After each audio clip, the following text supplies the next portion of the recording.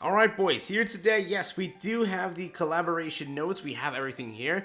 This was supposed to drop at 8:30, right? We're at 10:30 now, so they missed it by a mile, but it's here. We have a lot to talk about, a lot to break down. This is going to be a very long video. If you're new to the channel, like and subscribe. Let's jump into it. Let's talk about everything we have here today. So again, first things first, what did you miss out if you haven't seen the stream? Two new characters. So you have Shuna and you have Demon Lord Rimuru, both of HP attribute. They are both greens. Wonderful, wonderful, wonderful. We do have two banners that will be dropping, a 600 gem banner, right, simple stuff, and a confirmed SSR gacha one, which you have to pay for, $25, around there is what it is, and you get a ticket which will guarantee you one collab character. That's it. That's the entire idea around that one. Then we have banner details, right? So I will go translations and all of that for Rimuru. If you were wondering what the character looks like, look no further, I got you. This is going to be the passive, and I'm going to work my way down from there. Quiet Wrath. Increases your base stats by 8% at the beginning of your turn and buffs all enemies, unlock one by one, and for each buff effect you unlock, it increases the basic stats by 8% and increases your penetration rate by 130% for 3 turns. Only once at a maximum increase, and it gives basic stats, and those can be increased up to 5 times, right? So nothing more after 5 times. There you go. We then have the attack right here, which is Swift Slash. It is 500% of attack power against a single enemy, causing penetrating damage. Practically, it's a penetration attack. Then we have this one over here, which is I don't know how to say it, bro. Gluttony King, but it's the one you wanted as an attack. Starts with a B, E-E-L-Z-E, yeah.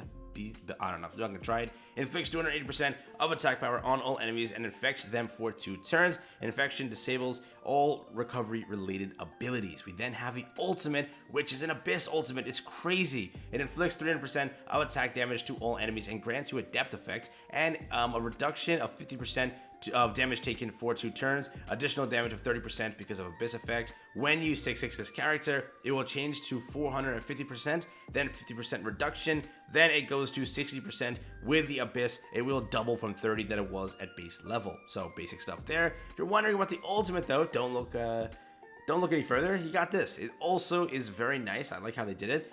Usually with like the recent characters, there's just been like a massive explosion. So definitely better. This is really cool. And again, I don't know if it's like cut early or just that's how it is, but it does end a little bit more abruptly. So there's that. We then have Shuna over here, which also looks very good. So we have this damage taken by allies. This is her passive, by the way. Damage taken by allies of unknown race is reduced by 20%. For a first attack, disarms a single enemy, dealing damage equal to 250% of the attack, and it's going to be a stun for 2 turns. Wow, Goddess Elizabeth. We then have restores 325% of attack power to all allies. HP will heal you for 60% each turn at the beginning, and it lasts for 1 turn. So that's how that's gonna work. We then have the ultimate here. Damage all enemies by 350% of their attack power and reduce their special move gauge by 3. That's the entire character you're looking at there. This is her animation, which again, it looks really nice. It's pretty good. It really is pretty good. That's all I gotta say. That's all I gotta say. Comparing it to the other KOF units and like the rerun we had then, they're still good. They really did a lot of effort into this, and I saw a lot of people talking about it, saying like this feels rushed. I don't see it as much, but maybe yeah, we'll go into it. But you know, I liked it. It was fine. But yeah, banner wise, turd, literal turd. You have 5 characters, which are the collab ones. Okay, yeah, these are all bad characters. 3 of these are going to be the, commandments.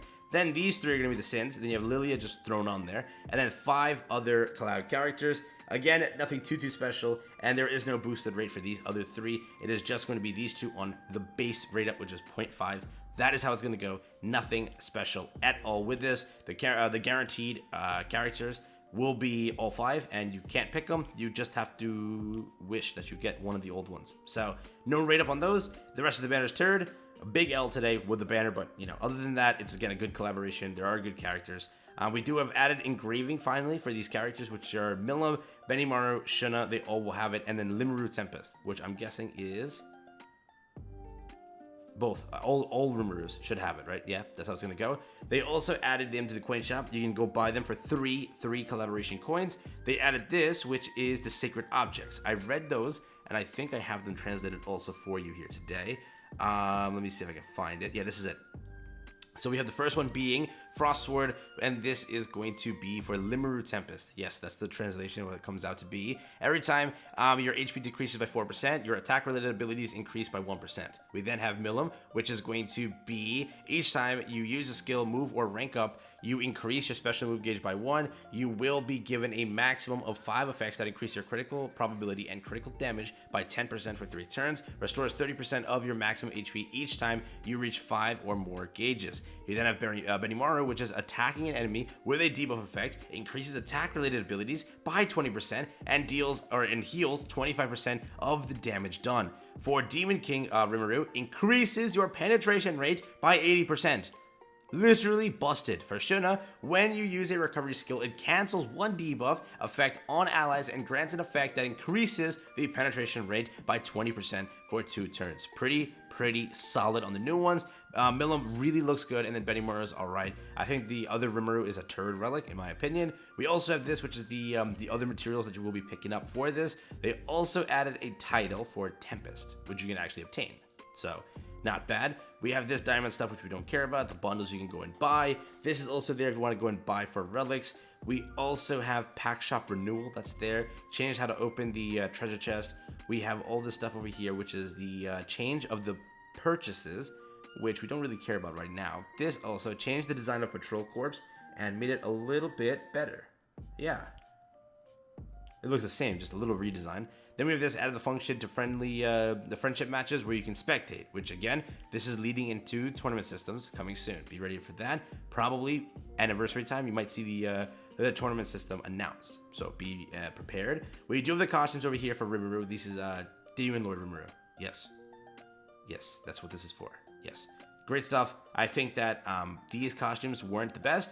I think Shuna won on costumes. These two are amazing, and this looks really cool, so definitely Shuna took the W there. The old ones will each get a new costume that you can only pay for. All costumes are paid for, except for these two because they are SSR. Got it? The UR ones are all paid for. These all are UR, hence they are all paid for. These two are for gems, but the other ones, again, are paid for. I want to make sure that's clear. We also have this, which is the login. So you get a free multi and free SR Rimuru. Then we have another multi and another free SSR, which is the other Rimuru. So both Rimurus are for free. One being a slime Rimuru, one being regular Rimuru. A bunch of like little freebies there. We have the entire quest. We have a boss battle. We have all this stuff. All the cosmetics will be given for free this time also, which is really cool to see. These are all of the cosmetics. Everything here looking very nice. We have the stuff added to Quaincham, 2 brand new cosmetics for Slimeru, which is very nice as well. Moving up, we also have all these rewards for the basic stuff. We have a return event, or no, this is a new event, but it's for the collaboration return. It is going to be Clayman, so you can go and be Clayman. We have Milim's weapons over here also. We have this for the Rimuru, blue Rimuru, old one.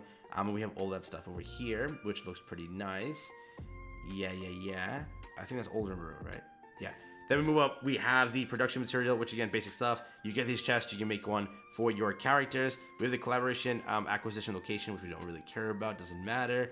We have collaboration training support event. This is basic stuff, double XP, double half stamina, all that stuff. We have this, which is a consumption event, which is diamond. So you spend 900 diamonds, you get all this stuff back up until there. You do have time limited. I'm going to say that again, time limited. Milim and Rimuru in the tavern. Really big L we're going to take there because it's only for that time, right? So only for this little time period can you have these two give you your gift when you log into the game. A big L, I wish they were permanent, but yeah, they're not. So if you wanted Rimuru every single day for the rest of your career on Grand Cross to give it to you as a gift, no. So yeah, that's depressing. I saw this and I was really sad. So they're only going to be there for the 3-week time. So if you want to go and change and use them, you can. So that's that. We then have the event details. That's nothing important that we have to translate. We have this. Okay. Big important stuff here. First things first. Sariel Light Pack has been added to the permanent gacha. Big W. Second thing. Costume unattached for Milim. They are going to change something and they're going to make it for, what is it? Costumes currently being worn will be released due to the addition of the weapon costume information for Milim. She practically has weapons now, so that's how that's going to work. We also have information for this. They cannot be used. The cooking ingredients acquired in the previous ones cannot be used for this one. So keep that in mind. Now, we have all of this. They changed the additional status of this collaboration characters. Let me see if I have this translated for you here today. It's going to be nothing special. Okay. Right? No. What is this? This is stat buffs or... Okay, so what this is all saying here. So it looks like Demon Ruler Limuru Tempest will be changed from 2,863 attack, and she'll become 3,000, or yeah, whatever. He'll become 3,100 attack. Then it goes 1,000 defense power to 1,259 attack power. So everything's buffed. These are all stat buffs. Okay. That's pretty sick. Milim has a massive change. So Milim actually will be changed greatly. Watch this. It's going to be changed from before. What they're going to add is it inflicts 160%, so 100 buff of the attack power on a single enemy, disables the special move for 1 turn, and reduces the special move gauge by 1 at the end of the enemy's turn. So they changed from 60% to 160. For the next one, they changed it to 240, and then it will disable special moves for 2 turns. Then on the stage 3 of the skill, it inflicts 200% damage before. Now it's going to be 400%, and it's going to be disabling for 2 turns. And it's going to also reduce for 1 turn. So that's all been changed for Milim. Okay, each of them got a huge buff, actually. Well then, now we have this, which is going to be... This is for... They all have a different buff. What even is this? Okay.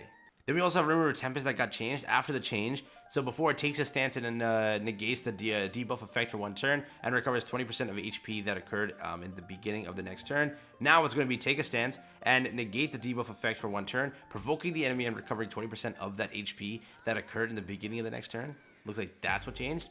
Then the next one is for 2 turns. Take a position to negate the debuff effect, provoke the enemy, and recover 30% of HP that occurred at the beginning of the turn.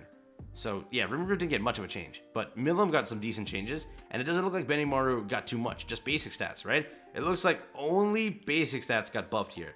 For Benimaru, they both, Rimuru and Milim got like changes, and then penetration also got buffed from 160% to 200, 300, and then 500. So that's how the buff on the stats works, okay? Yes, that's how it worked, all right?